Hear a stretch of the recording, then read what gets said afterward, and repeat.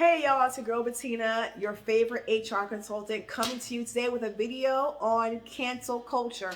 And I'm really excited I'm doing this video on the day that we celebrate Dr. Martin Luther King Jr., who was an American hero, and he deserves to be celebrated. So I'm really excited to do this video today. The first thing that we're going to do in this video is define cancel culture. And one of the reasons why I want to define cancel culture, because I want to show you that there really isn't a definition for cancel culture. It's really not defined. So I'm going to read it because I did not memorize it.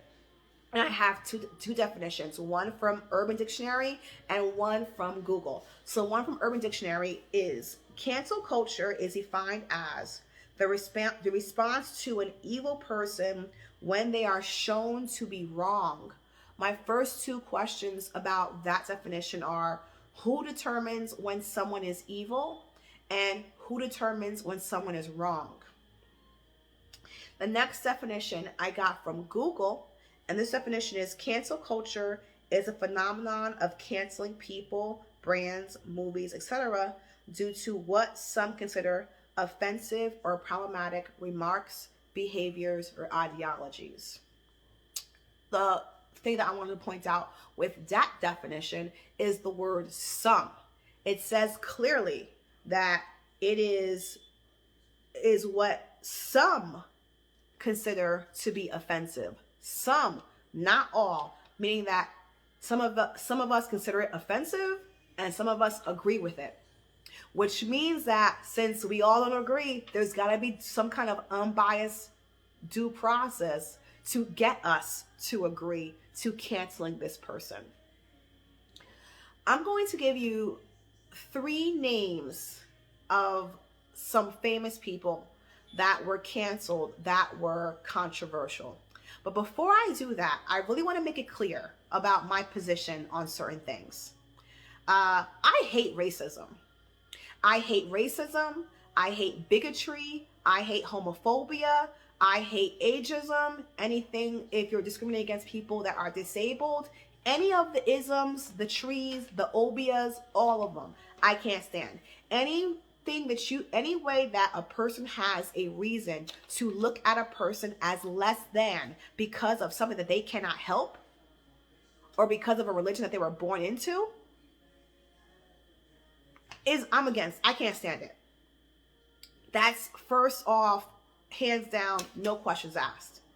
Now, when we talk about these 3 people that were controversially canceled, let's go to the first person. The first person is Jemele Hill. Jemele Hill was a Black American journalist who was working on the flagship show on the ESPN channel, and she called our president a racist.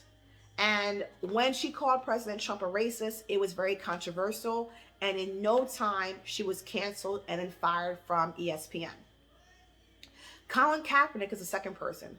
Colin Kaepernick was a quarterback of the San Francisco 49ers who decided that he wanted to shine some light and silently protest police brutality against people of color. So he decided to start taking a knee during football games when a person sang the national anthem.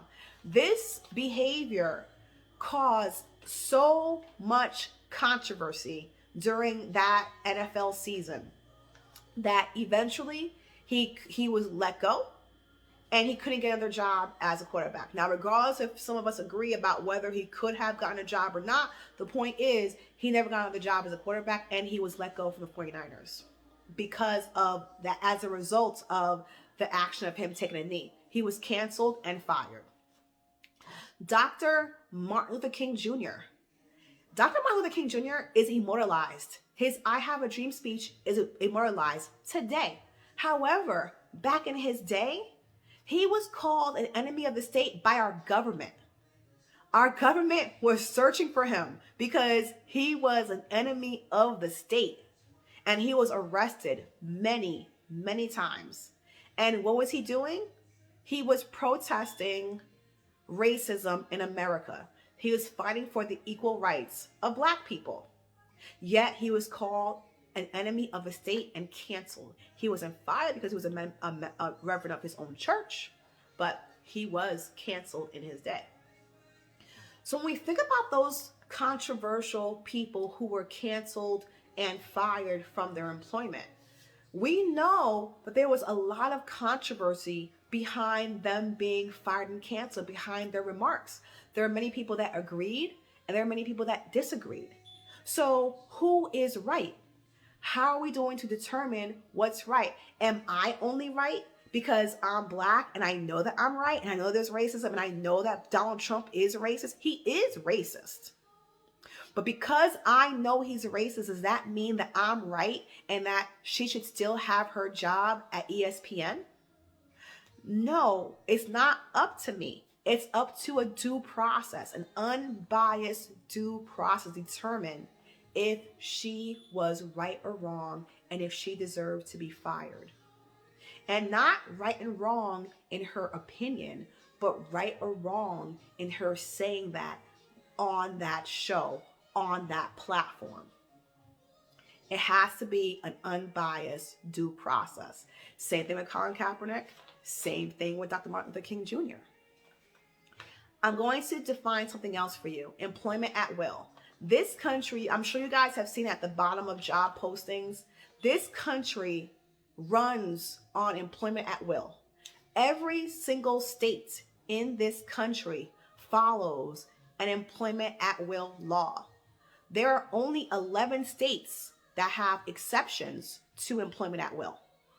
But they still follow employment at will. There's just exceptions. So that means that any single one of us can be terminated without reason and without notice. That also means that every single one of us can leave our jobs without notice and without reason. That's what employment at will is. That's why Jemele Hill was able to be fired without anything, without any due process. That's why as soon as she said it, what was it? A couple days later, she was gone. She was gone. That's why. That's because of employment at will.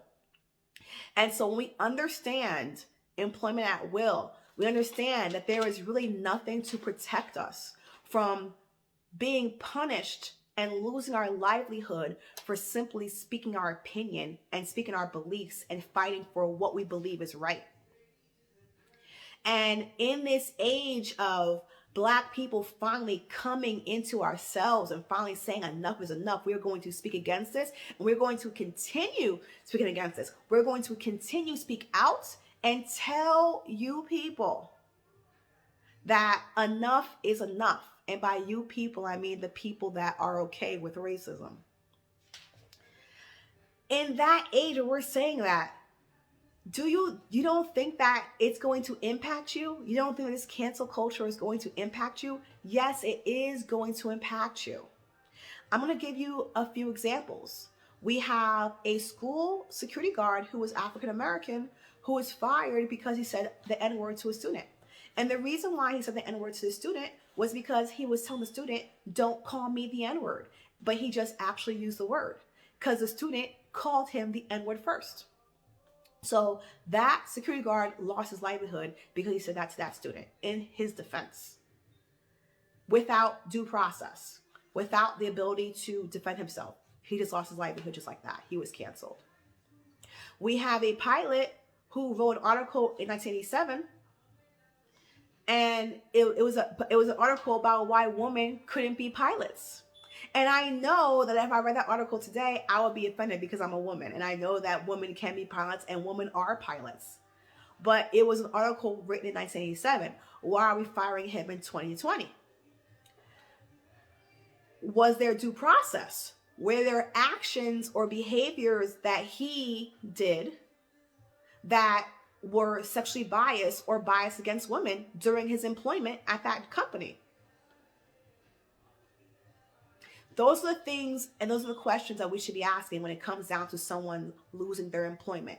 We should not just be cheering on someone losing their employment as much as we agree with it, because in the end, it impacts us without due process. Now, as much as I love seeing Donald Trump lose all of this stuff, really, Who is these Silicon Valley guys to silence him? Why are they getting involved in government issues? Why are they being judge and jury before the Senate and the House get a chance to impeach him? Why? How much power are we actually giving the people at Silicon Valley by allowing them to silence the president? First of all, okay, I'm gonna give my opinion on this part. First of all, we need him to talk, okay? We need him talking because we need to root all of this out. We need to root out racism. And the way that we root out racism is by identifying racists. So we need him talking so he can keep on rooting out these people. These people keep on coming out of the shadows, and we need to root them out. That's number one. Okay, that's the end of my opinion on that. But really, when it comes down, now we're back to HR, back to employment. What does that mean for you when we are giving these companies so much power? I'm going to do a video on a woman who was allegedly fired from Google because of a position that she took for Black people in tech. What does that mean for people that have been working with Google by allowing them to silence our president, or Pinterest, or Facebook? What does that mean for us by giving these companies so much power to determine what we say is a detriment against us? Because many of us are saying things now, and we're saying on social media. So what does that mean for you? Always consider that when you're pushing and celebrating someone getting fired, that you agree with them being fired without due process. We have to have due process. Without due process, this cycle continues. And I'm talking about this racist cycle. This cycle continues without due process. That's the one thing in this country, regardless of what, that we have to push for, is unbiased due process before you go punishing someone. That's my time, y'all. Thank you for listening. I'm so excited that some of you are loving my videos. Please keep on following. Please keep on liking. Please keep on sharing. I really appreciate it. Have a good one. Enjoy your week. Peace.